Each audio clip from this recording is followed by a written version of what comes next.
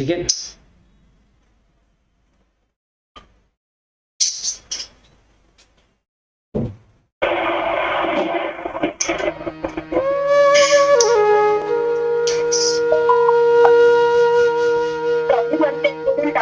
Because I was connecting to my Bluetooth and No problem.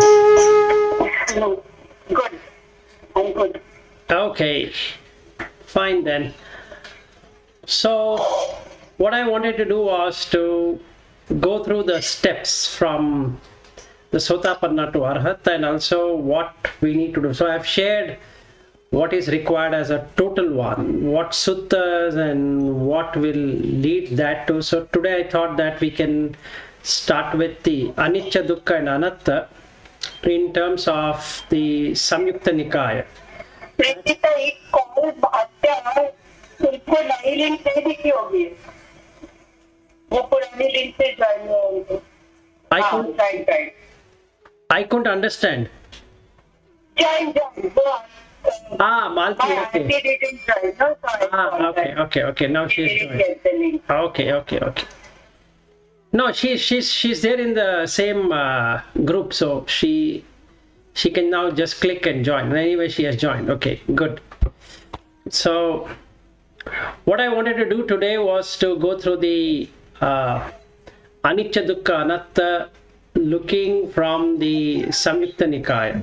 That gives a very good explanation on how do we see it. It's not that we don't know about anicca, dukkha, anatta. We've been knowing that, and that is the basic step that leads to the Arahat stage as well. So it goes from a non-knower into the Buddha Dhamma, and then coming into the Buddha Dhamma, and then going forward till the Arahat. The anicca, dukkha, anatta and asubha are going to be there. So let me go with this. It is Salayatana Samyukta in the Samyukta Nikaya. So this is the first 50. In that first 50, we'll take the first one, which talks about anicca. So if I go through the Ajjatta Anicca Sutta, that is the sutta what we are trying to take, and then in English it is treated as impermanent. There's no other word to properly define it. We can say arising and passing away, but one single word to define, let's say, anicca would be impermanence. So they have put that impermanence, so let's keep it. But when we go through the detail, we will come to know what really happens. So now he talks about the 6 senses. Okay, it's all 6 senses. So eyes, ears, nose, tongue, body and the mind, all 6 of them. Now let's take a particular example and see how this works. So now, what is nicca? That's the first thing we need to know. So understand what is anicca.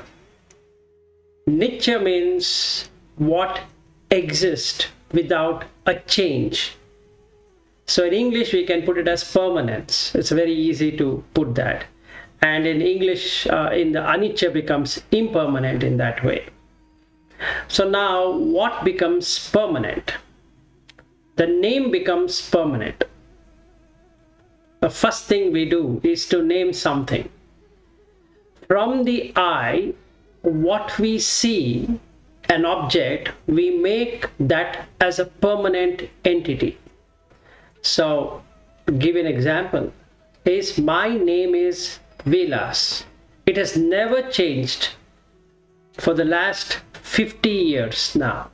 I'm 50, and for the last 50 years, nobody has called me anything other than this name called Vilas.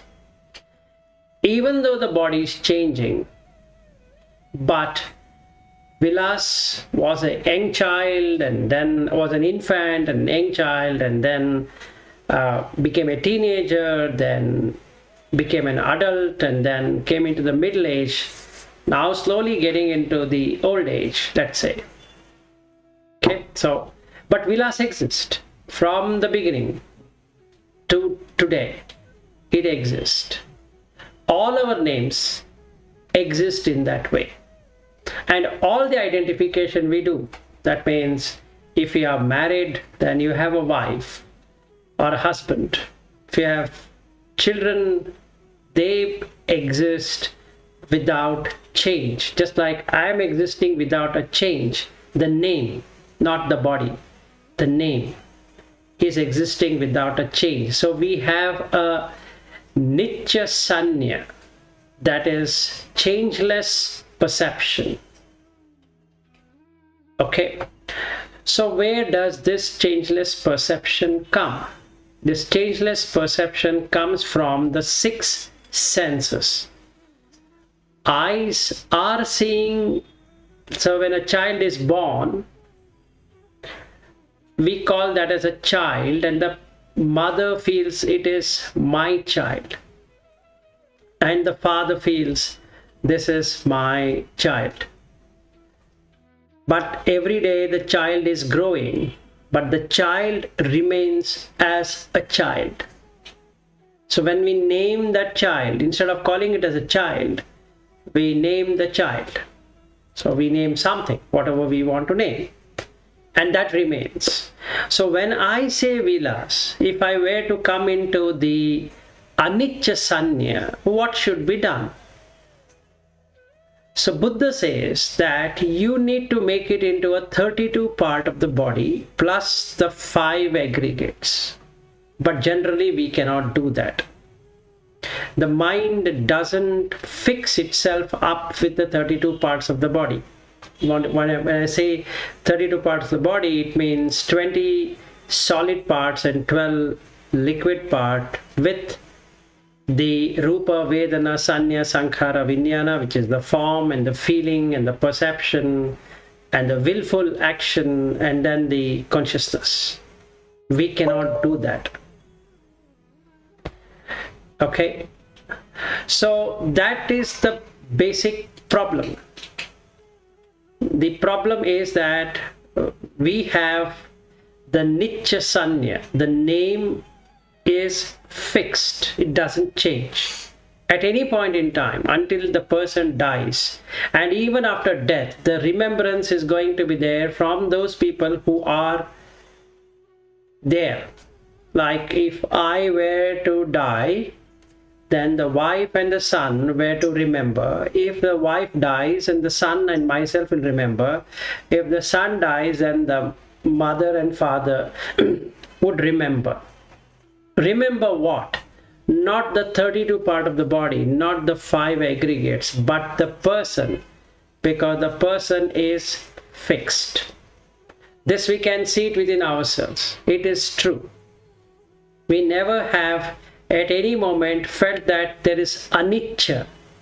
We always felt it is nicca. I existed in the past, I am existing now, and I am going to exist in the future. This is going to be there with all of us. So when I say I got up yesterday, I did this, I did that, it is with relation to the 5 senses, where the 6th sense is the mind, and it adds everything up, saying that I was there yesterday, and I am there today, and I will definitely exist tomorrow, because the name is unchangeable. Just like, as an example, there is a beach, the name of the beach exists forever. Even though the water is changing, the waves are coming and waves are going, waves are coming and waves are going, but nobody feels the wave. But still that land which is named exists. So some time ago we had spoken about any beach, what we name. That name is going to be there. So that becomes permanent entity. So at any point in time, I'm going to say I visited the beach, because it exists without a change. Something like Vilas exists without a change. He was a child, he was a teenager, he was this, he was that, and all that. So how do we identify a person? By naming the person, that's all. That's the only way we can recognize that there's nothing wrong in doing that. But we need to know that the five senses keeps on changing. Now here we come to see what is the change. So chakku, the eye, and the sight, rupa, two things. Now if I were to turn my chair from facing all of you, if I were to turn the other side, all the rupas shown here goes away in an instant, because there is no consciousness. Okay, and another example I can give you is when we are working on something, when we are writing down something, like at this point in time we are discussing, you don't remember your family, you don't remember the home, you don't remember anything at this point in time, because there is no consciousness which is bringing back that one. Let's say I have a wife and a son. It's there in my memory, but it is not there in the consciousness. At present in the consciousness, what exists is these many people to which I am giving or talking whatever I am talking. So in that way, the Nitya Sanya at present is not there. Neither I feel Anitya Sanya. Both are not able to feel. Okay, because the Nitya Sanya of the wife and son are not there. I don't remember. At the same time, I'm not feeling it is Anicca. Why? Because mind is able to build it up due to craving. So it covers it up nicely. So now I have the past, present, and the future. So I feel my wife and son are in the room. They are doing whatever they are doing, even though I don't have access. But I feel they are doing whatever they are doing. So there is a feeling. So the Rupa Vedana. So there is a feeling. The Rupa is about the wife and son. And there is a feeling. And I have a perception that they exist. Yes, I know they exist in that room and they are doing whatever they are doing.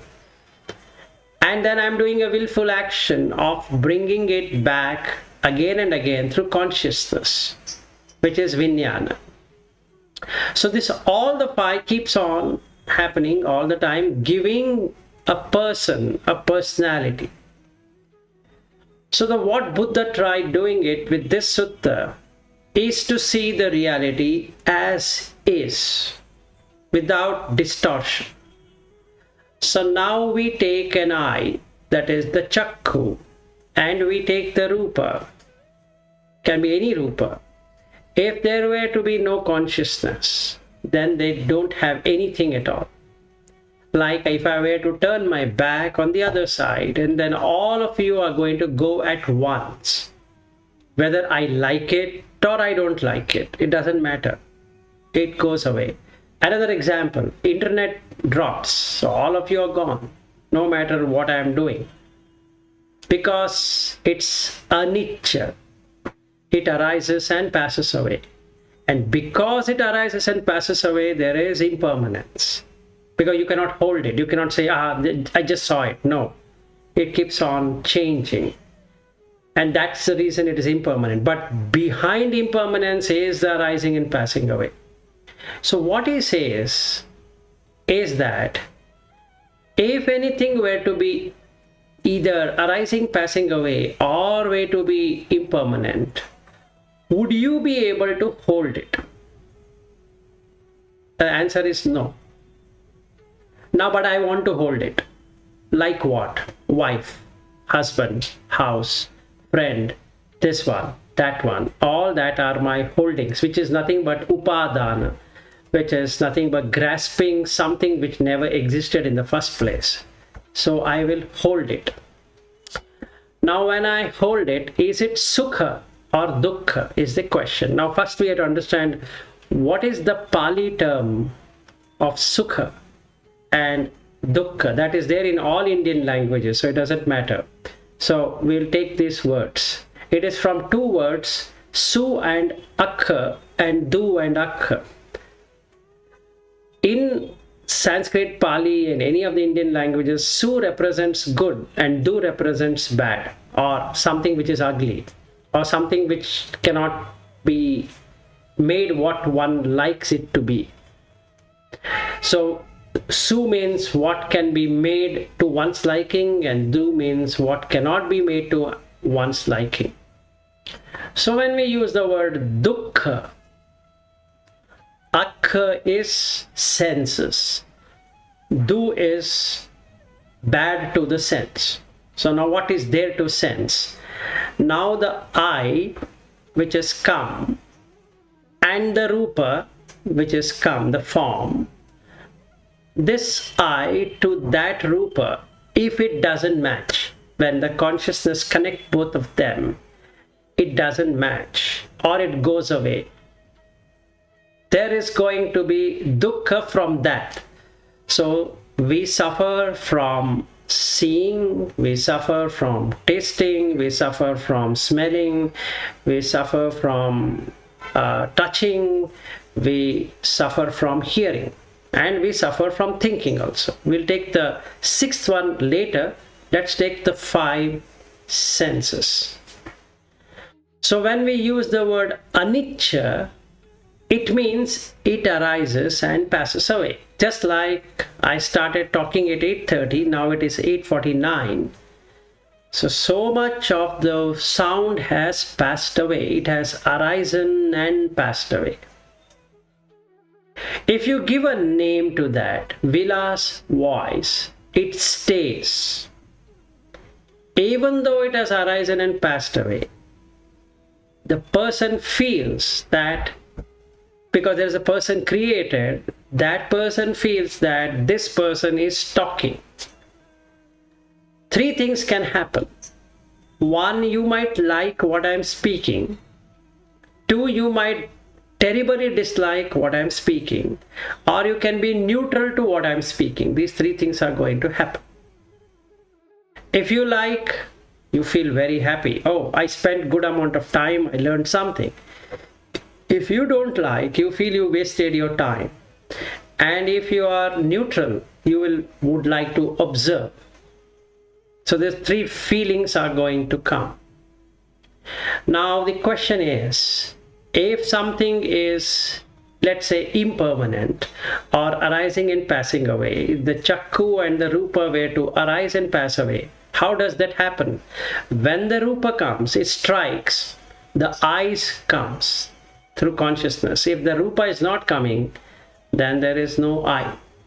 Meaning to say that if I were to turn my head on the other side, all these rupas are gone, so the consciousness removes the I which was seeing it, is no longer there.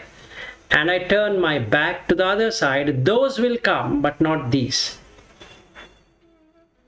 So what happened is, it became anicca. Okay, if something is anicca, it should be dukkha. Why? Because that object has moved. It's only there in the memory now. Now out of 3 plus 3, 6 plus 3, 9 people in this, plus myself, 10. If one of you were to go away while I turn my back, I will say, hey, what happened to that person? He was sitting here. Maybe the internet broke, or that person did not feel okay to be here, or whatever it is, and the person is gone. So we're left with 9 people without that person. Or I need to find out why he left. So when I turn on the other side, that became a thing I can see, but this became a thing I cannot see. Same thing with hearing, same thing with smelling, tasting, touching, all the 5 senses. So it creates dukkha. Du means bad because it's gone. And from that sense, which sense? Right now I'm seeing all of you from that sense. If I were to be touching, it is from that sense. If it is smelling, from that sense. If it is tasting, from that sense. So if food is given, automatically the taste buds will start. So consciousness comes into the tongue and I start tasting not the 5 or 6 taste. I will taste what it is called. So let's say I'm eating bread and a jam. It's just food, but it's called bread and a jam. I feel I'm eating bread and a jam. If I'm eating pizza, it is called as pizza. So I feel I'm eating pizza. That's what consciousness is going to do. So the mouth watering which is happening is on the pizza. The sight which I am seeing is on the person whom I know. If I don't know, I'm going to ask that person, what's your name? And then he's going to tell the same thing. My name is so-and-so. Now it get registered. So then he speaks or she speaks, and then I will evaluate whether it makes sense to make a contact or not. And if I make a contact, and then we continue. If no contact, then we don't continue. So either way, if the person goes away, there is dukkha. Why? Because the eye is not able to see back what it just now saw. So if something is anicca, it should create dukkha. And when there is dukkha, now eye is gone, sight is gone, or sight is gone because of that reason eye is gone. I cannot call it as atta, mine, or myself. Me, mine, myself cannot be put. So the Chakka Sutta, which I was mentioning yesterday, he goes in detail. Here in this sutta, he doesn't go that detail because it is connected with anicca. So yad aniccham tad dukkham, yad dukkham tad anatta. That is, what is anicca is dukkha, and what is dukkha is anatta. Why? Because the eye goes away the moment the sight, the object in the sight goes away.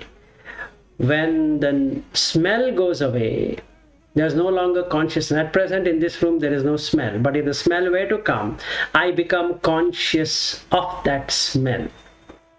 And then the nose also is gone along with the smell. When this doesn't mean that physical nose is gone. No. The nose, the pasada, it's called pasada rupa, which is a deeper one, which is there in the hadayavattu. That is, the seat of the mind is called hadayavattu. It's inside the heart, not the physical heart as such. It is on the mental plane of existence. Now there you have this thing called as ghana. And in English, we have to use the word nose. It's not the physical nose what we are seeing here. It creates the vibration to select what it is sensing at the sense door. So the nose sense door will get the smell, and it notices through the consciousness what the smell is. It's a good smell or a bad smell, like that. So all the 6 senses, or rather 5 senses, will do that. And that's the reason they are called as ayatana, home. So chakka ayatana means home for the sight or for the eye. Ghana ayatana means home for the nose. So it already knows to smell. That means eye cannot smell, nose cannot see, tongue cannot hear, like that. So they exactly know their counterparts. So we can't make an eye taste food. Not possible. I can see the food, but the taste is going to be taken by the mouth only. It cannot be done by any other sense organ. So that's the reason it's called ayatana, a home. So if it is that sight which is coming in, and the eye starts, so they both connect through the consciousness. So chakuncha paticha rupe upajjati chakku vinyanam. That means the eye and the sight when it comes together, creates the conscious experience of seeing. As soon as the sight goes away, there is no longer the I which was seeing. So it is suffering. In English, the word used is suffering for dukkha. It is beyond suffering. It's nothing to do with, but there is no other word to define dukkha. So we had to use the word suffering in English. But the original meaning of dukkha is du plus akha. Du is something not pleasing, and akha is the senses from which that experience is coming. Okay, and sukha is something which is pleasing, which is agreeable, which from where the sense is coming. So what are we trying to do is to make things somehow anicca. That means it shouldn't change in the five senses. The sight should remain the same, the sound should remain the same, the taste should remain the same, the touch should remain the same, the smell should remain the same. So we try our best through sankhara, which is willful action, to make something which never was the same or never will be the same, no matter how much one tries. Because we have the sixth sense, which is this mind, it makes that happen. So he asks here, and what's not self? That is, if you are not feeling this is my I, which is what you can see actually, that is not your I, then isn't it that you should not treat it as mine? This is not, I am not this, meaning I have possessed this I. No, it's dependent on the sight. So first thing we need to properly understand is that it is conditionality, sankata. So without sankata, nothing we can add up. Sankata means conditions. So the sight is the condition for the I to come. If there were no sight, then there is no I. If there is no sound, there is no ear. If there is no smell, there is no nose. If there is nothing to eat, so then there is no tongue. If there is nothing to touch, there is no body, feeling to touch. And if there is nothing to think, there is no mind either. So we can see that from conditioned existence, we can go into unconditioned existence, which is Nibbana. Simple. Sankata dhatu, asankata dhatu. Sankata means conditioned, asankata means unconditioned. Now this is conditioned by not only the chakku, sota, ghana, jivha and all that, it is also conditioned by raga, dvesha and moha. So when I would love to see the object what I like, and if I don't get that object, I have dvesha. Simple. Because I recognize that object and make it as mine. So I will say, this is mine, this I am. So, eso mama asmi, eso me atta. Meaning, this is mine, this sight, which I am calling it as wife, is mine because it's fixed. This I am, since that is fixed, I am her husband, which is again fixed. And this is myself. I am the husband. Not going to change till death. So now we are safe. So we made something insecure to be secure and unstable to be stable. Now there is no problem. So that is how we do. Anicca, make it nicca. Dukkha, make it sukha. Anatta, make it anatta. Asubha, make it as subha. Now it is fine. There's So husband is auspicious, wife is auspicious, children are auspicious, home is auspicious, garden is auspicious, car is auspicious, everything is auspicious. Why? Because we possess it. Now the mind has possessed the object. It doesn't let go. But actually what is happening? When the sight is removed, the person is also removed. Example, we go to the office, we are working, where's the wife? Or where's the husband? Where's the children? Not there. You don't even remember when you are working intensely, or when you are in a gym, or when you're walking, when you're doing something, when you're driving, when you're having friends and having fun with friends. Family is never seen at all. I don't remember till I take my car driving back home. So where did the family go then? It's gone. It's not there. But the mind says, hey, the house is there, the wife is there, or the husband is there, or whatever is there. It's there. It's fixed. Just like I drive to a beach. It's there. So it's not that the beach is gone. The name of the beach is there, irrespective of when it was named. It is there. So I'll say 300 years back it was named, or 500 years back it was named, or 100 years back it was named, but it is there.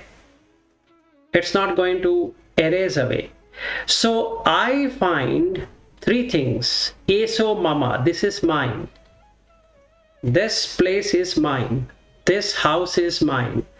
This person who married me is mine. This child is mine. This job is mine. Everything is mine.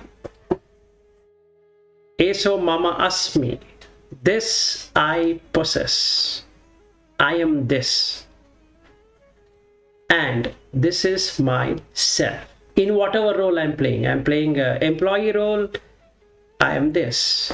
If I'm playing a friend role, I am this. If I'm playing a husband role, I am this. If I'm playing whatever role, father role, sister or brother role, or whichever role we can take, I am that. He says, look, that's not true. You remove the sight, it's gone. So, if the person were to lose the consciousness, that person stays, or that body stays however it was placed. And now we call that as death. So isn't it going behind it? Isn't it giving you suffering? Tremendous suffering. Yes. Definitely yes. Because I'm going behind something which never ever existed at all. So he says you practice this. Anicca. Whatever is nicca, make it as anicca. By seeing what it is. When the sight comes, eye comes. When the sound comes, ear comes. When the food comes, the taste comes. Or the tongue will start watering. When the smell comes, the nose comes. When there is something tangible to be touched, the body feeling comes. Then when the thought comes, the mind comes. Nothing other than this are happening.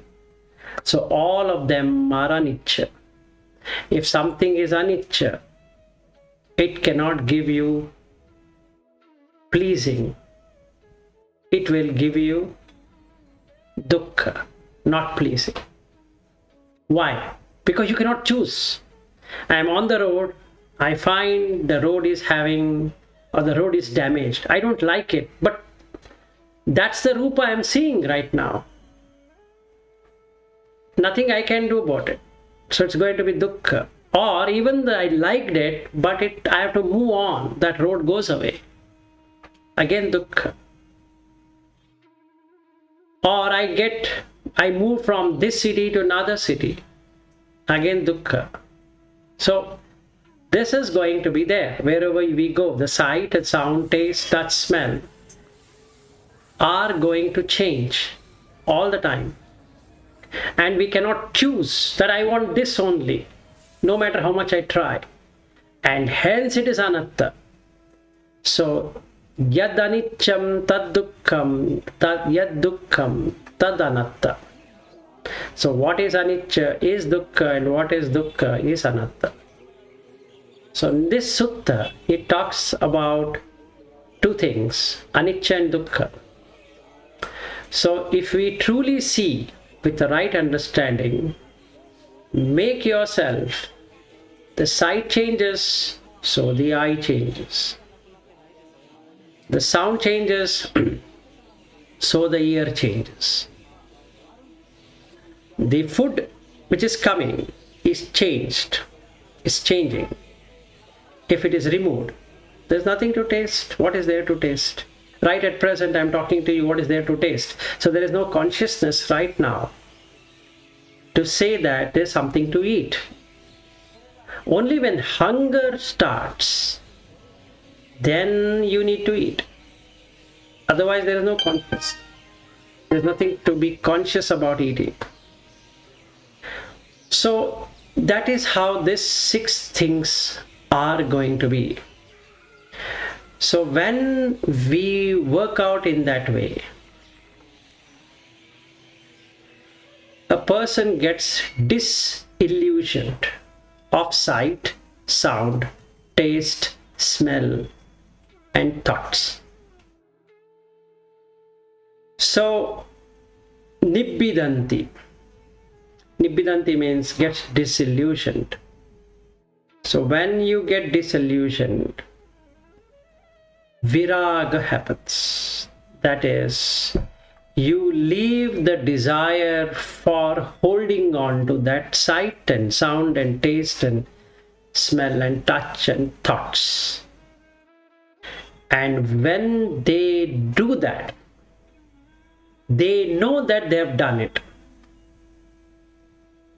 So if I were to leave this 6 sense door, not making it connected to the 6 sense objects, then I know I am freed. Why? Because it is not connecting.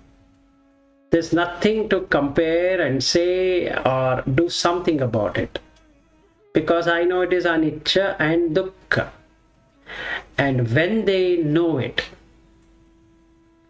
they are completely free. So only with this sutta you can get into Arahat, because they understand rebirth is ended, the spiritual journey has been completed, and what has to be done has been done, and hence there is no return to state of any existence. So this one sutta is sufficient. Let's say, so if I am a Sotapanna who has understood Dhamma to some level, I can take the anicca, dukkha, anatta from that to sakadagami, to anagami, to Arahat without any problems. So what I need to do? Very simple. Anicca cannot be seen as long as immoral deeds are there. So the 10 immoral deeds, if I can remove them, and I can remove the 5 hindrances, then I can see anicca nature in everything. I can see the dukkha, I can penetrate the dukkha. When I penetrate the dukkha, I understand the first noble truth. Then I know the reason for that, which is the second noble truth, which is craving. Then the third noble truth of dropping out the craving. How do I crave? Sight. Simple. Sound, taste, touch, smell, and thoughts. That's what craving is all about. There's nothing else to crave.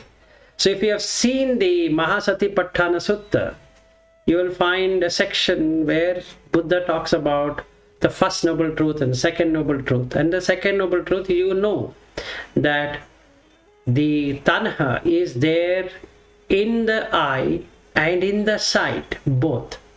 It's not only in the eye, it's there in the sight. Why? I love the sight, what I have in the mind.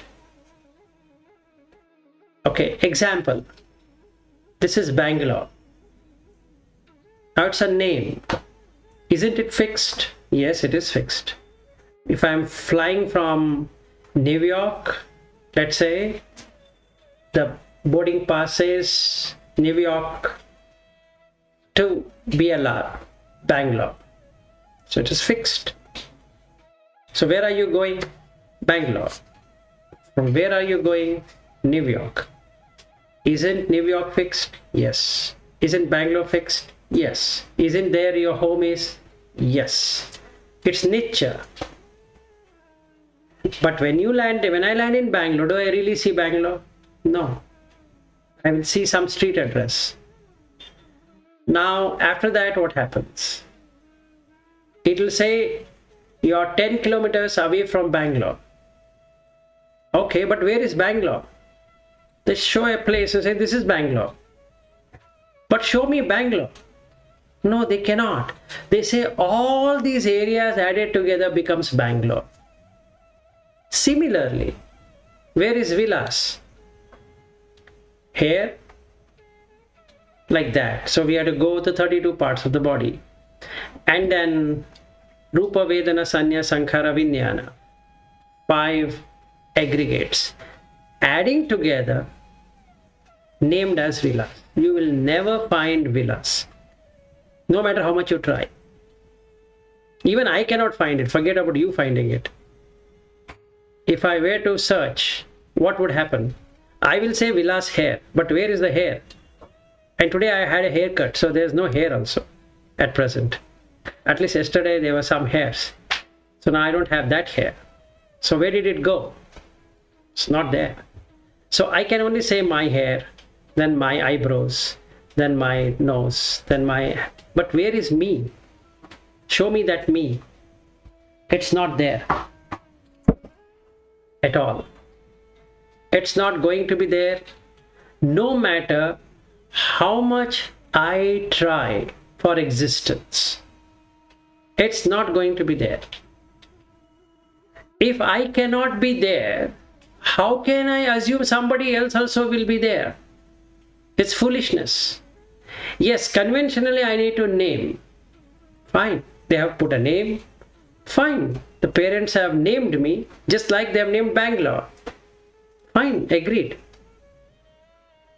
But is it Paramatma Satya, ultimate reality? No. You will never find it. No matter how much I try. And that's the reason it's anicca. Not because of anything else. You cannot find that at all what you're searching for. So if I'm searching for Vilas, it's not going to happen. No matter how much I try, it's not going to happen. Because what is named is on the body. I cannot find it. Okay, they might have named my mind, but the mind also keeps on changing. Ideas keeps on changing. So where is Vilas?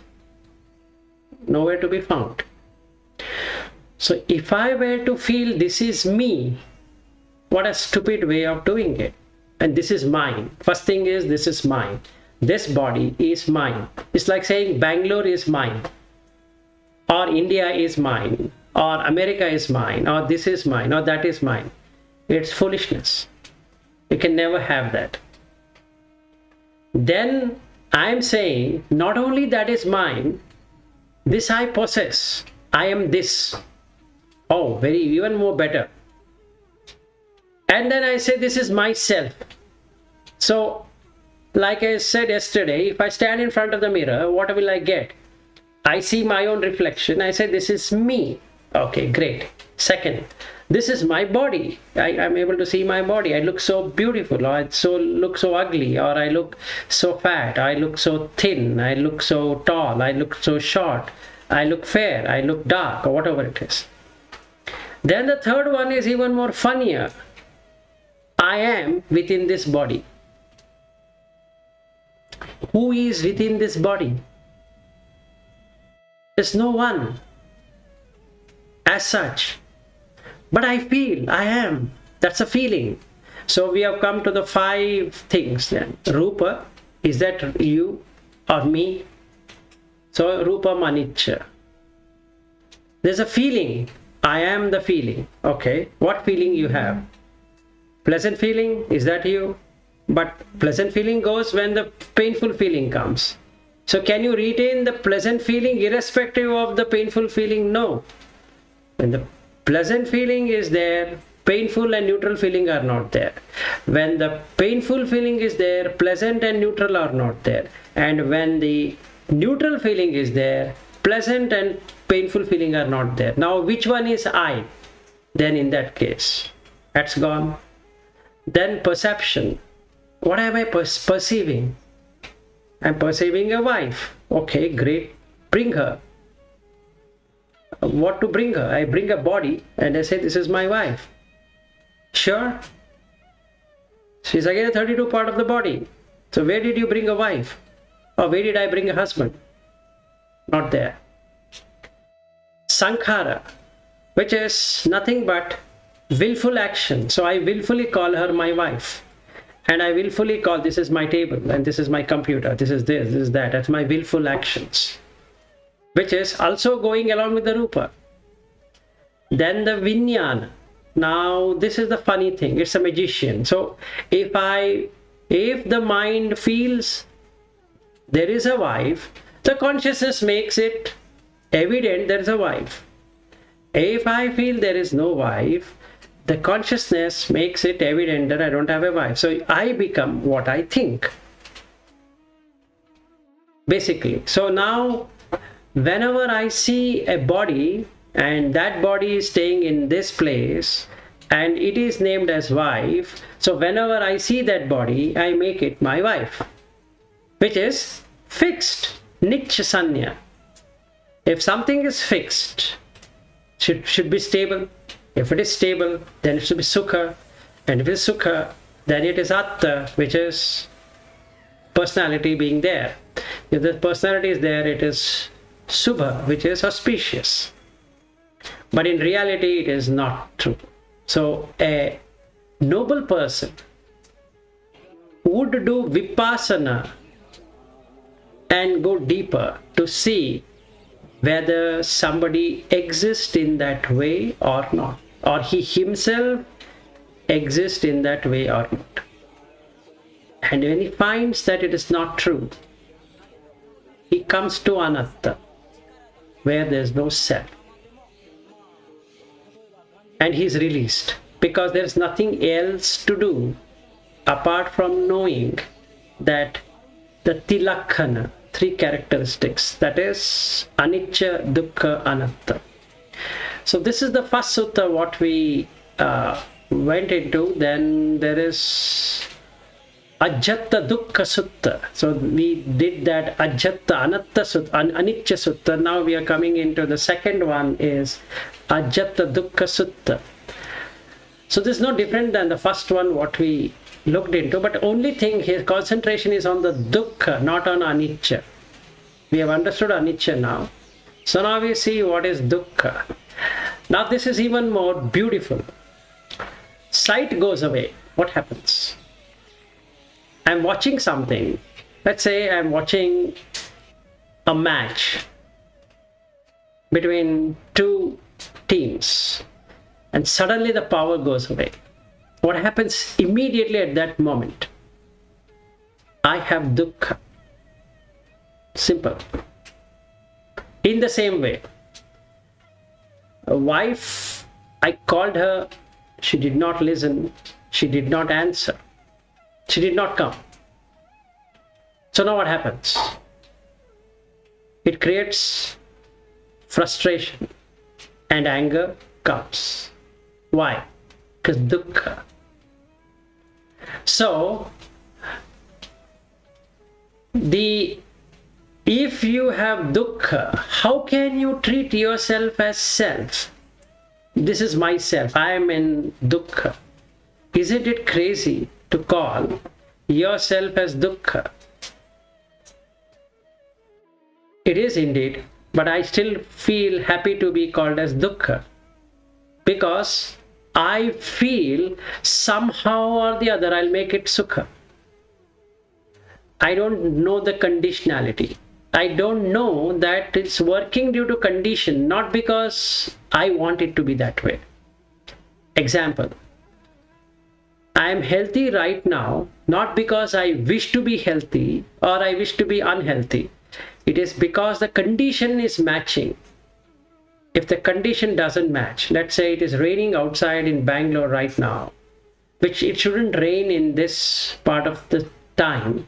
It's becoming terribly cold also. Actually, this is the time to be cold, but it doesn't rain.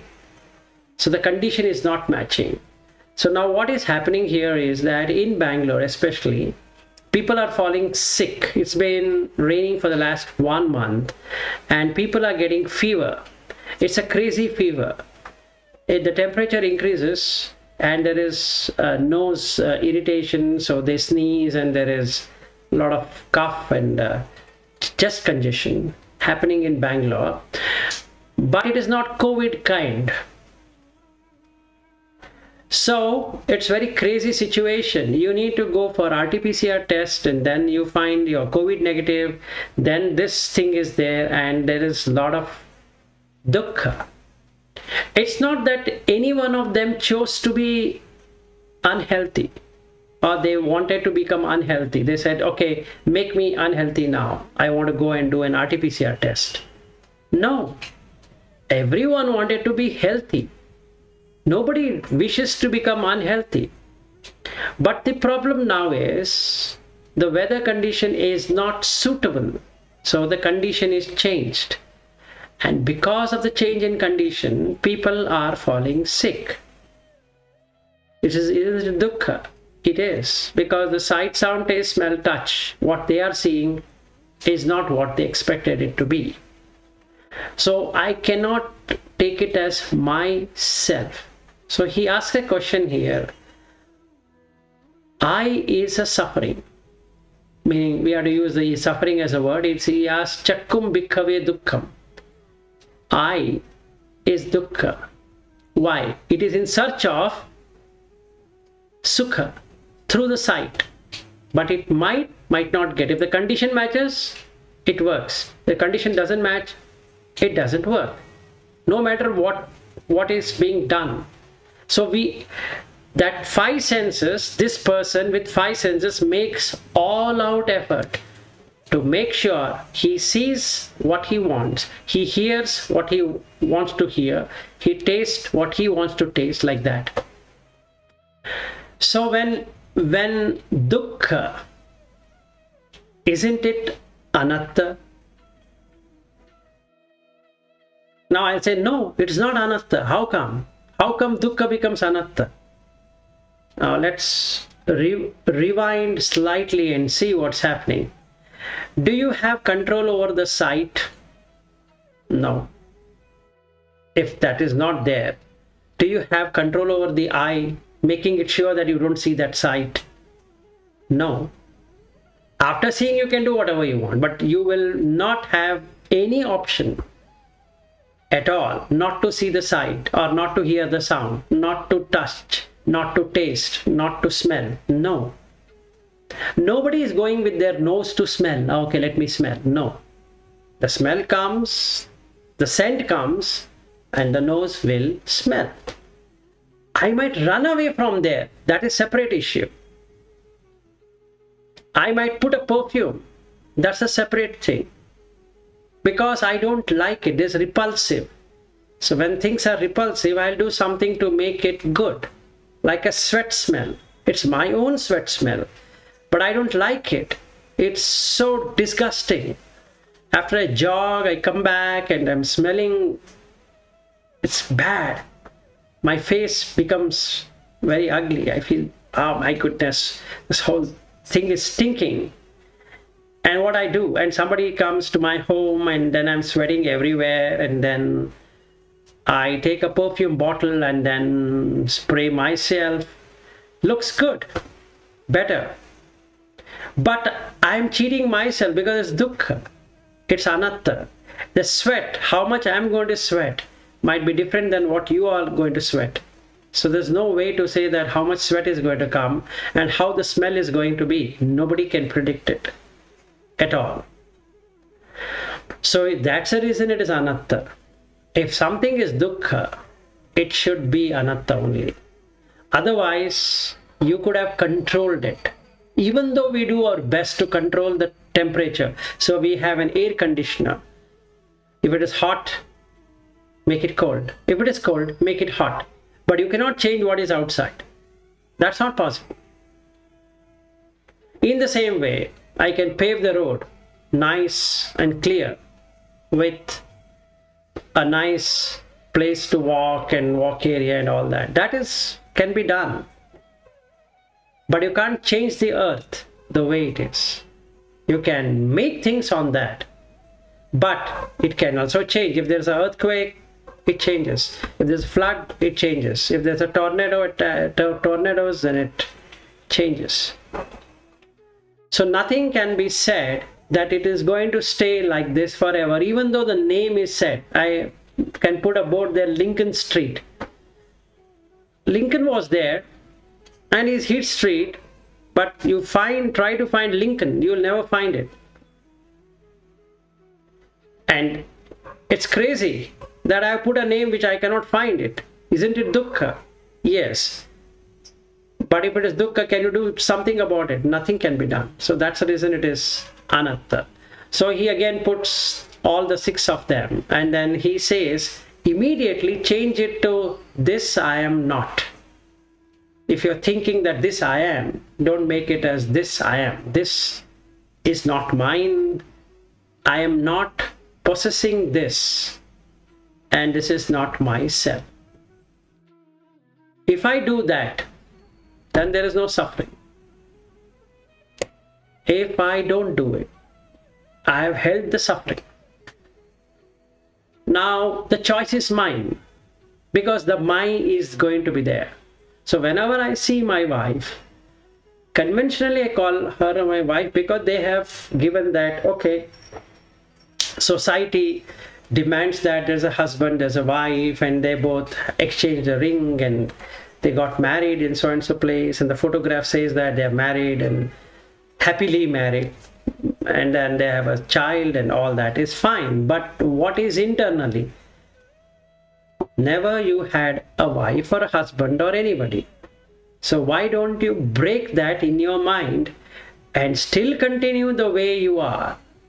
Because if I hold on to the wife, if she were to die, going to have tremendous suffering. It's unimaginable suffering. The more I'm attached to her, the more the remembrance. The more the remembrance, the more the sorrow. The more the sorrow, the more the lamentation. The more the lamentation, the more the grief. And the more the grief, the more the helplessness. And more the helplessness, the worser I feel, which is depression. Now when I sit, every few minutes, I get the thought about her. And when I go to the kitchen, I remember, oh my goodness, she used to prepare like this. Now she's not there. When I go to the bedroom, I remember she used to sit or sleep next to me or sit next to me. She was holding my hand and she was helping me in every given thing. Now she's gone. I feel voidness in my life. Why? Sight is no longer available. That sight is no longer available. That sound is no longer available. That touch is no longer available. I can't eat her, so that we'll skip it. Okay, that smell is no longer available. Those thoughts are available. Now this is the worst problem I can have. The mind has all the thoughts in a beautiful fashion. So when I sit, even though I know so much of Dhamma, when I sit for meditation, close my eyes, comes the wife, and the tear starts flowing down. Why? Wife is created in the mind, and mind doesn't let it go. It wouldn't let it go. So isn't it suffering? Indeed it is. But why I don't let it go? Because of craving. So as long as there is craving, I am not released. So to cut the craving, 3 things he talks about. This is not mine. This is not my possession. I am not this. And this is not myself.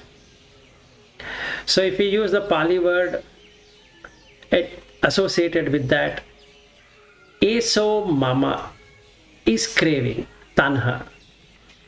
Eso mama asmi. The asmi is the asmimana, that is vanity. Eso me atta is atta. So when I become Sotapanna, I am able to see the 5 aggregates clearly. But when I become an Arahat, or when I reach Arahat, there's nothing to become. You leave every becoming and become an Arahat, or reach the state of Arahat. Then the Asmimana goes away. Then the Avidya goes away. Till that time, Asmimana is going to be there, Avidya is going to be there. Okay, so the other 3, that is Udacha and Ruparaga, because of the jhana experience, that stays. So let's see these 3 things, or these 2 things, Avidya and Mana. The center one, possession. Whatever is experienced is there in the mind. It doesn't let go. So right now we need to practice. The block is not of anagami. The block is from anagami to arhat. It's not easy. So how do we see that? There is a sutta called as Chula Vedala Sutta. I'll share that.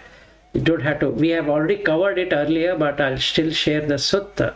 Chula Vedala Sutta. In that there are 2 bhikkhus. One is Dhammadinna and one is Visakha. And Visakha is an anagami. It is a he there. And Dhammadinna is a female and she is a bhikkhuni.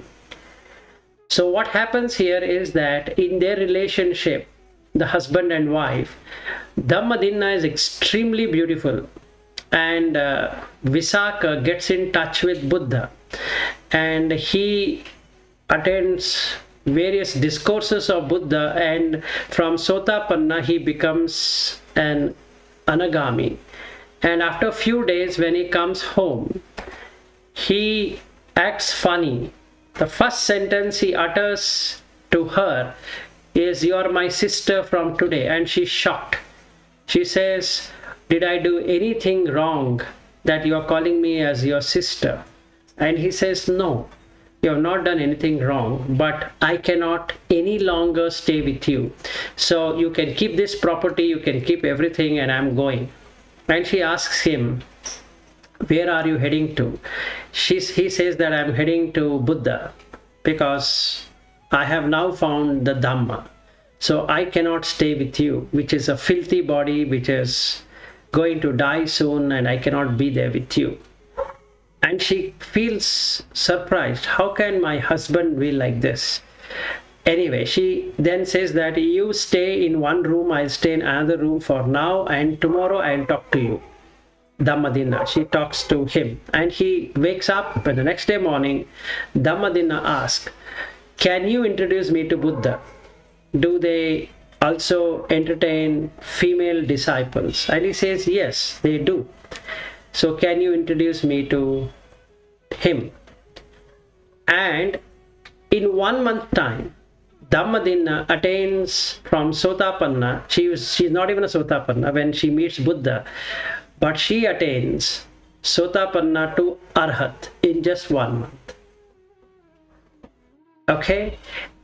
And they both stay in the same home because now she's also a follower of Buddha, he's also a follower of Buddha. And then what happens? This Visakha starts questioning Dhammadinna to test. And he gets caught up in his own web because he is not an Arahat. So he asks beautiful questions to her. that what is this and what is this and what is this. It's a beautiful sutta to read. I will share that. You read it.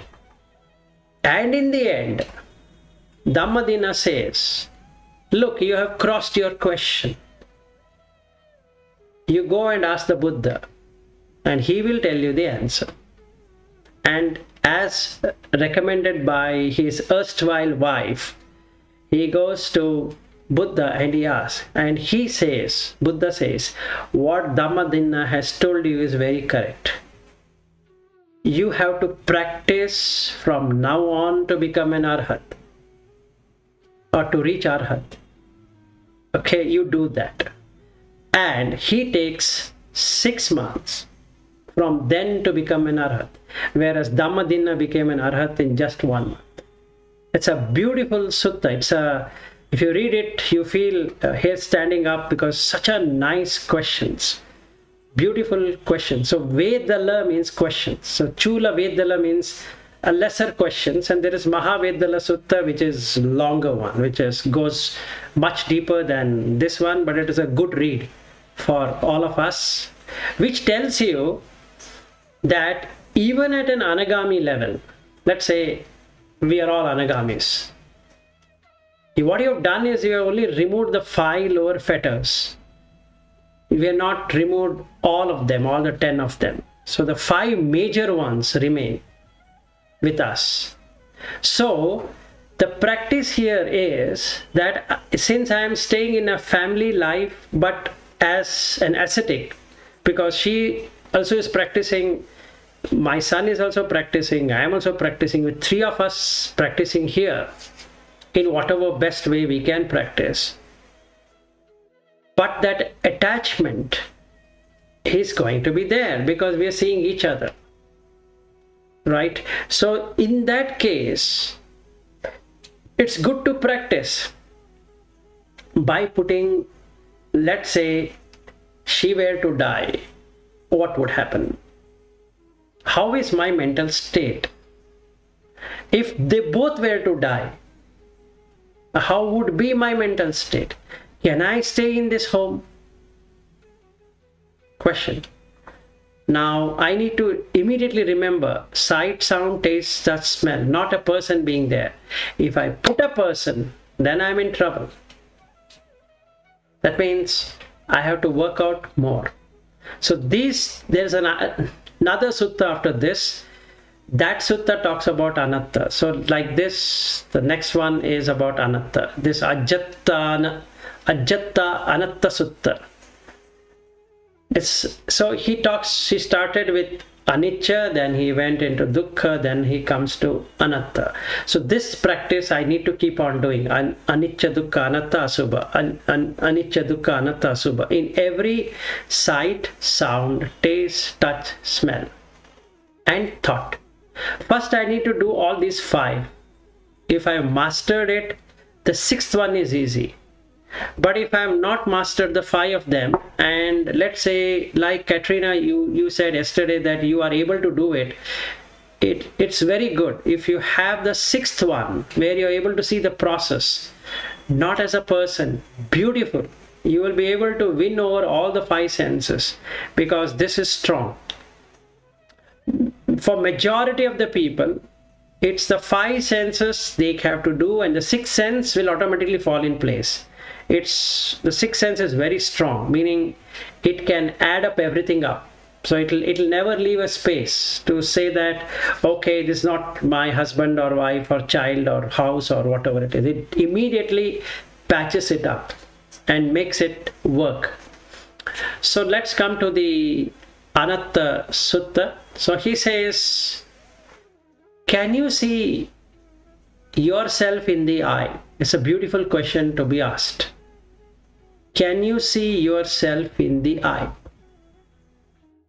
It's not possible. How? I turn like this, eye is gone. So just a turning of head will change the eye. Moving of hand will change the body structure. So if I keep it down, there is one. If I make it up, is another one. If I turn my head, is another one. If I turn the head this side, is another one. If I were to make the head up, is another one. So it is not true. It's anatta. Every posture changes. Like this, what I'm doing, changes the whole equation of eye, the sight, the sound, the taste, touch, smell, and the body is already changing. And hence it is anatta. And nobody can sit like this without shaking or doing any hand gestures, eye gestures, and talk.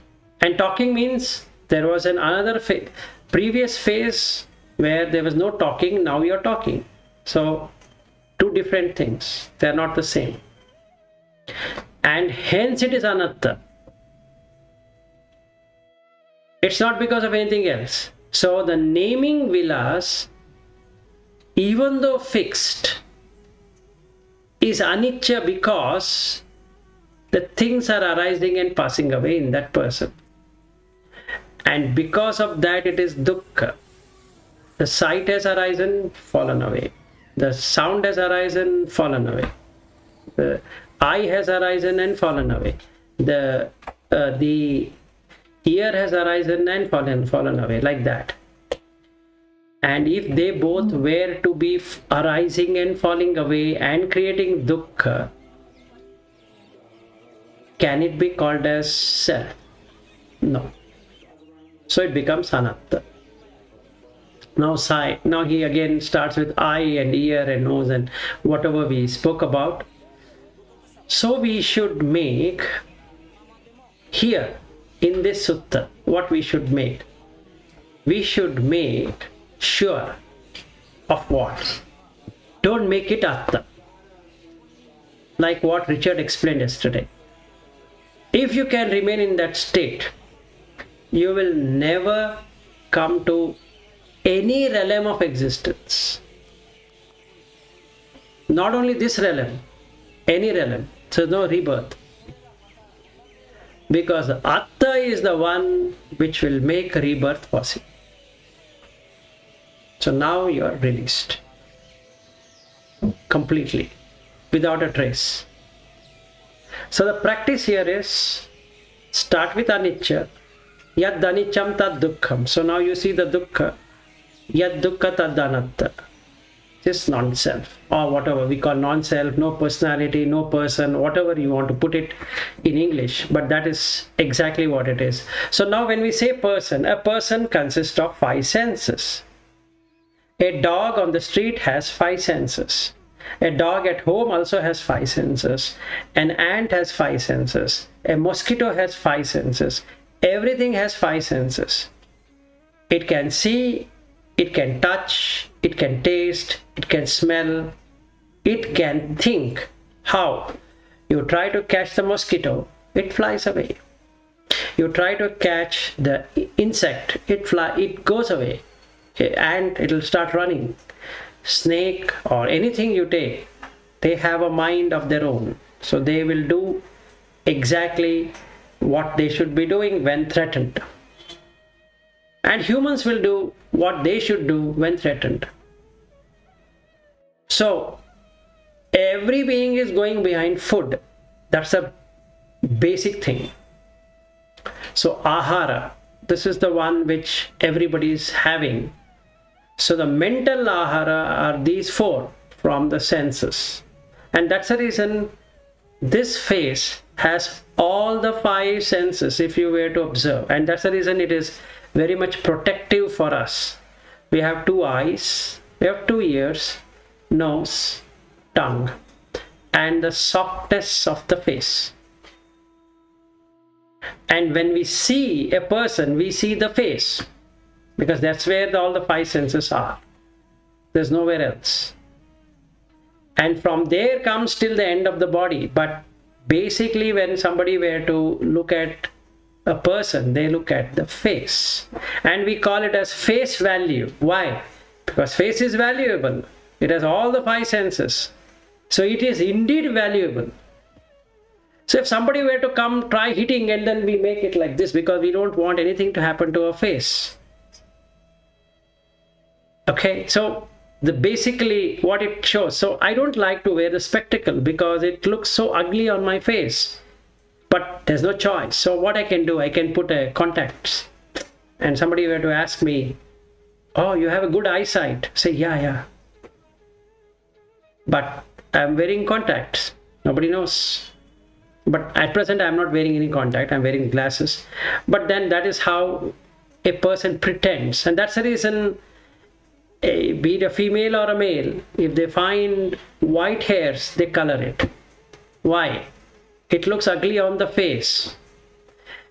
Like a male, if there is white mustache, till it becomes white like what Richard has, so the person start coloring, or he will shave it completely, because then the person cannot guess whether he had a white beard or a white mustache and all that. So people do all kind of funny things to safeguard the five senses. Not only people, every being will do the same thing of making sure the five senses exist. So when we call existence, the consciousness with the five senses move from one to another. So Katrina, the sutta what you sent to me, or you said that MN 108, if you observe that one, you said you like it the most, and if you observe, he says very clearly that the consciousness upon breaking of the body will enter into nothingness, because if you practice that, it gets into nothingness. If you practice something else, it will get into that. So the objective is to have anatta, so that no existence is possible. Then you are completely released. There's nothing, anything is going to happen. So you know you're freed. You're freed yourself at last. So when we look at the suffering, that is dukkha, also there is no return to any state of existence. Then when we come to the anicca, he talks about you're freed. So when you make anicca, you know you're freed. And because you're freed, there is no dukkha. And because there is no dukkha, there is no anatta. There is anatta. That means there is no atta. So now you are free to go wherever you want to go, because the five senses are not going to get tormented with the five sense objects. And because the five senses will not get tormented with the five sense object, the sixth sense, mind, doesn't have any thoughts. It's all clear, all done. Okay, so that's all I had on this three, anicca, dukkha, anatta. Any questions or anything you want to add? We can add. Yeah, Julian, this is the first appearance of yours. How do you feel, or what do you feel? These are topics that I immersed myself in for a while. Okay. So it's easy for me to hop into this discussion. Okay. One of the subtle elements of the things that you were talking about, maybe you can agree or disagree with this, is it seems Sammappadhānā as an aggregate is, well, first off, the way I understand it, it's very similar to volition, correct? It is what? Very similar to volition or will. Yeah, volition is will, yes. So it is a willful action. So you can call it as a volition or a willful action or whatever it can be called. Yeah, this one seems to be the most subtle to pin Yes. with the anicca, dukkha, anatta, because in the very intention of pinning or understanding anicca, dukkha, anatta, it seems like it's through sankhara. And so this presents a lot of, at least in my experience, you have to close the loop at some point. Okay. Yeah, and that's something that makes sense to me, but it does seem to be the most subtle of all the aggregates. Yes, absolutely. The sankhara is the most subtlest of them. It is not obvious. It's not obvious. That's the one I'm most attentive to. Yeah, because the sankhara has three. One is a kaya sankhara, which is the in-breath and out-breath. And there is vachi sankhara, which is vitakka and vichara. That is, you have a thinking and a pondering. And there is a third one, which is even more subtler than that, is the mano sankhara, which is the feeling and perception. So when we call anything as a sankhara, it comes in these three immediately. So, and also it has another three to it, which is you have punyabhi sankhara, that is, you do willful good actions. Apunyabhi sankhara, which is you'll do willfully bad actions or wrong actions. And anenjayabi sankhara, which is nothing but getting into jhanas. So that is again a sankhara. So when we talk about rupa vedana sanya sankhara vijnana, we are talking about this one which goes so fast that we can't really make out, and it's very subtle. So for that we have to first calm the body. So in the Satipatthàna Sutta, Buddha explains about how to calm the body. So the first one, he talks about asapassa, and then the body gets calmed, and that time your body almost gets into stillness, and then the breath is not there. So you have removed the kaya sankhara. And when the kaya sankhara is not there, the vachi sankhara will not be there. And when the kaya and vachi sankhara are not there, the mano sankhara is not there. This again is explained in the Chula Vedala Sutta, which I'll be sharing. So in that you will find reference to it, saying that how to do it. So she explains that how to do it. Okay, and also, Are you saying this calming is the way to handle it, or it's the way to reach insight about it? You will get both, the way to handle it and also wait for insight. Okay. It's for both. Once you do that, you can see the entire vijnana, how it frames everything up. Rupa is easy to find because now we can see every object, so it's easy. Feeling also, overall we can find out, yeah, I like this, I don't like that, and that I can do. Sanya, yeah, slightly difficult, but still it's possible, because for the sanya we are going to say that, oh, this is called by so and so name. So there's perception added to and symbolization. So we can find out, yeah, I made a symbol like this and like that. But when it comes to sankhara, he talks about chetana, so something which is intentional, and that's the reason it's called willful, so, or volitional. When we see that, you want to experience that sankhara, you need to start with kaya, vachi and mano sankhara. So it goes in that way. But then you know what really is sankhara and what it can do. And then the willful action wouldn't be there. Meaning you will just do action without any chetana, meaning you are having a will to do good or bad or getting into something. So all that will go away. So that's there in that sutta. I'll send it to you. Yeah.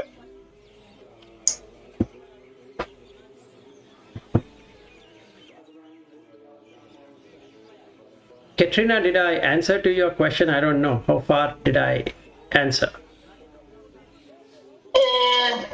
Yeah, I just see that I was looking more at anatta as something creating dukkha, and from what I heard, I see that anatta comes from being unable to remove dukkha. Right. So yes, this goes. Although I was quite confused to hear about the examples that you were given in connection to Nietzsche. Actually, this, I think, is the first time that I hear about the concept of Nietzsche, which is completely logical. Everything is kusala, and then anicca, lokha. But I don't know, we always learn about impermanence, and then suddenly now you were talking about the concept of permanence. No. And, right. So they create, yes, right. I understand, but the thing is like this. There is in the starting point is something called as vipallasa, which is I don't know how to put that in English. They call it as hallucination. That's a nearest word which is used. So there are three kinds of hallucination, and in that the first hallucination is nicca sanya. Sanya is perception. Nicca means making something unstable stable. Okay, so that is there. So first we need to go through that conditionality to understand what really happens. So let's say we remove that nicca, then what is there to be anicca about? That's the question. If something is anicca, then there should be something which is nicca. Just like if there is something is conditioned, then there should be something which is unconditioned. Right? So it can't be going as one single. It's a pair.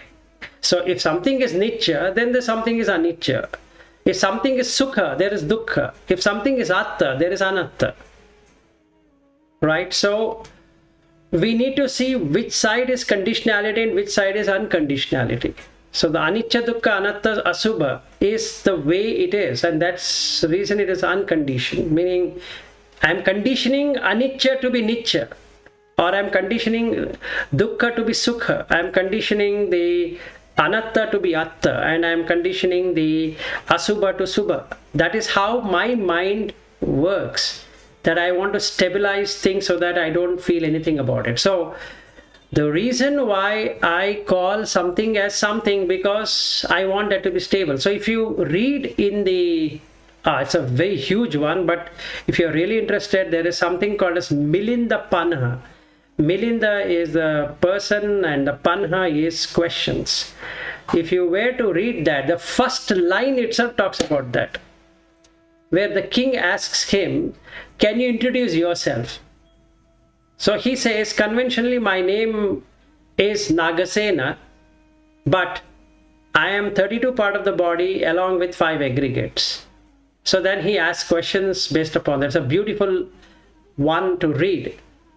Which I can share it to you and you can read. It's a huge one. I'll tell you, it's around 600 plus pages to read. So that will be too much at this point in time. But there you will see how the nicca and anicca works, because the king asked this question. This is after the Buddha. So it is somewhere in the first CE or second CE when this thing was done in Bactria. When after Alexander, there was another king, and then he calls him over and he asks him the question. And it's called Milinda Panha, or question of Milinda. It's a beautiful one to read, and it gives answers to everything, basically. If we don't want that, we need to know that there is nicca, atta, subha, nicca, sukha, atta and subha, and the other side is anicca, dukkha, anatta, asubha.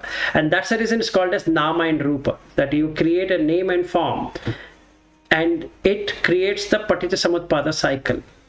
Otherwise there is no PS cycle to be worried about, because if I don't have anything, like if I don't name Bangalore, then there is nothing to worry about, right? The moment I just Bangalore, then I have to worry about a lot of things about it. Otherwise there's nothing to worry. So whether it is called as this or that, this body, when I say, there should be some name to that body, so I call Vilas. Okay, that's fixed in my thing, so it'll not change. That's the reason it's nicca. So if anybody were to ask me, who are you, I'm going to say I am Vilas. But is it really I am Vilas? No, that's what he's asking me the question here. Eso mama, this is mine. So eso mama asmi, this I possess. Eso me atta, this is me. So if there is no nicca sanya, then you will not have any one of this. Because there is nicca sanya, on the fixedness or permanenceness, and that's the reason I feel what I feel. Otherwise there is no need to be feeling anything at all. And that is how the personality gets created in the first place. So Vilas has a personality. Simple. There's a person out there, when in reality there is no person. And that is a release, basically. Okay, so 10 o'clock. Yes. particular thing give the example of Subha and Asubha, because you are talking about Anicca, dukkha, anatta, right? Or subha, asubha. Subha is auspicious and asubha is inauspicious. Let's look at this way. Having a place to stay, is it auspicious or inauspicious? Auspicious, right? Right. So having a name to the body, is it auspicious or inauspicious? yeah, society is auspicious. It is auspicious, so you don't have to feel anything worried about it. It's auspicious.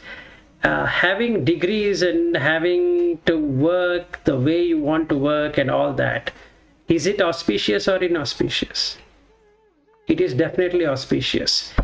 So if there is atta, it's going to be auspicious for sure in the mind.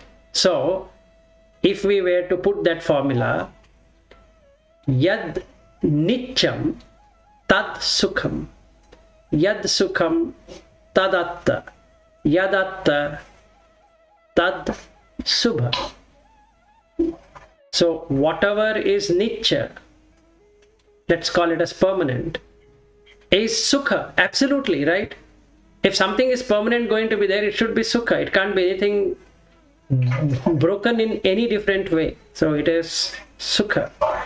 That is, the sight remains the same. So my wife remains the same, right? No, she's getting old. I say she's getting old, but I don't say she's not my wife, because it's fixed. It's there. It's permanent. In my mind, it is permanent. She's having gray hair, but I still feel she's my wife. I can't say, no, she's the person whom I married then was somebody, and now the person I'm marrying now who is staying with me is not the same. So it is sukha.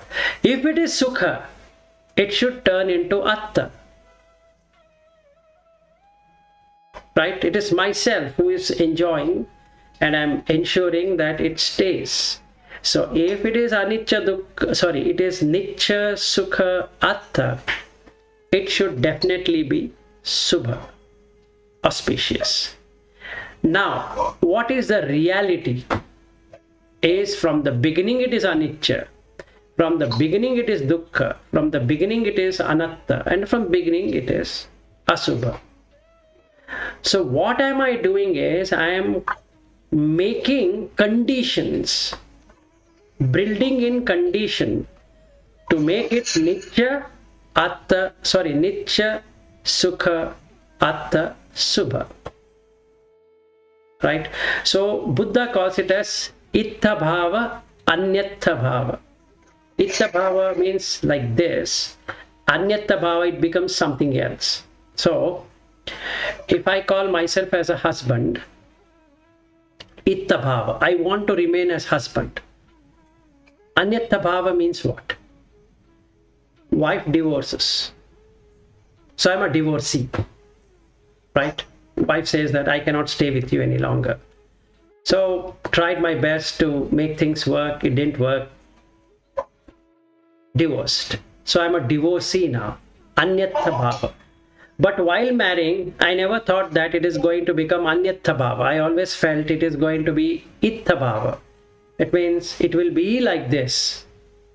It is not going to be like that. This is one. Second one. So when it is ittha bhava, it is subha. Correct? When it is anyattha bhava, it is dukkha. Right? So it becomes something else. It becomes other way.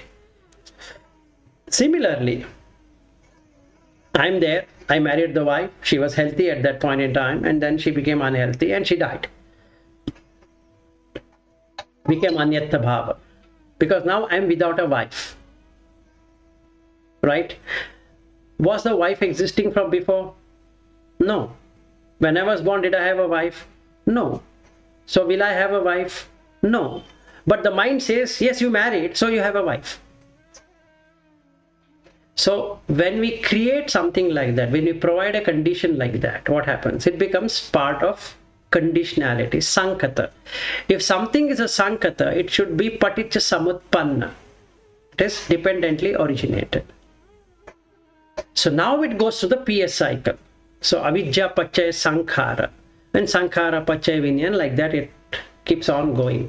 Till the time the avijja is not removed, this conditionality is going to be there, meaning I'm going to create new conditions to maintain that state.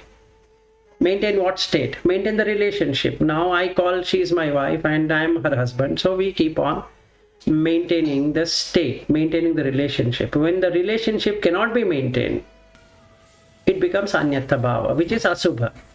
So she becomes inauspicious to me, or I become inauspicious to her, and she might divorce me and marry somebody else, and I might divorce her and marry somebody else.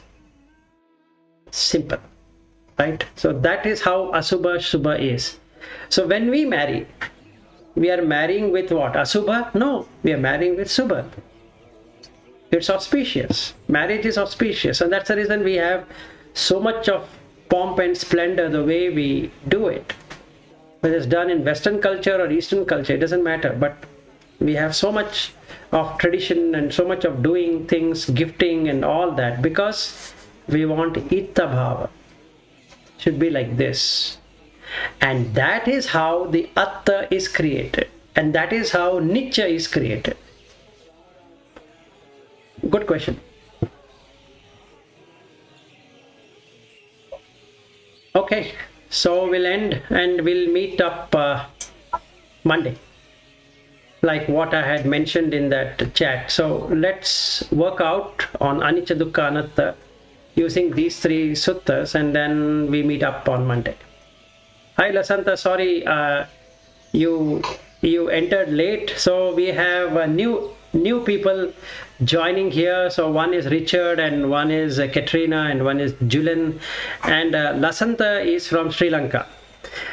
Okay, so I had been to his home, and nice hospitality of his home 3 years back. So we both had gone to a monastery in Sri Lanka, which is called as Vaharaka temple. I don't know whether you have heard about Vaharaka Dhamma.